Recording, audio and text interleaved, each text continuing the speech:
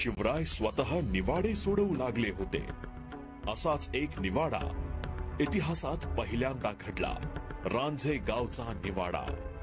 ही घटना घडली शिवरायांच्या जहांगीरीत खेड शिवापूर जवळचे रांझे गाव। याच रांझे गावात बंद अंमल घडला। एका स्त्रीची विटंबना झाली। त्यावर शिवरायांनी केलेल्या न्यायामुळे अवघ्या 12 मावळात शिवरायांची जरबच बसली।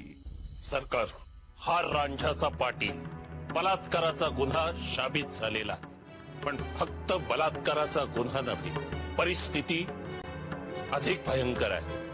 हा कायम नरकासूर, याचा मस्तवालपणा इतका की रयतेवर याचा अखंड अत्याचार चालू असतो।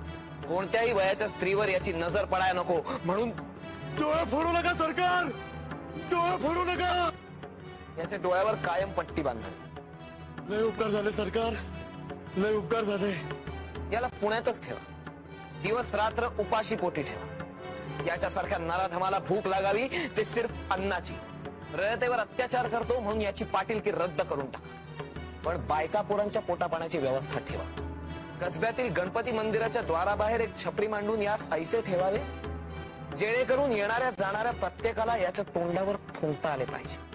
नवऱ्यापुढे आणि पोरापुढे एका विवाहित स्त्रीची विटंबना केल्याबद्दल दररोज चापकाचे 5-5 फटके सकाळ सायंकाळ ह्याच्यावर ओढावे आणि बलात्कार केल्याबद्दल याचा चौरंगा करावा। हातपाय कलम करा या हरामखोराचे।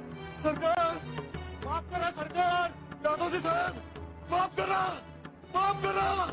माझे लहान मुलं सरकार, बायका मुलं उपाशी मरते सरकार, माफ करा सरकार।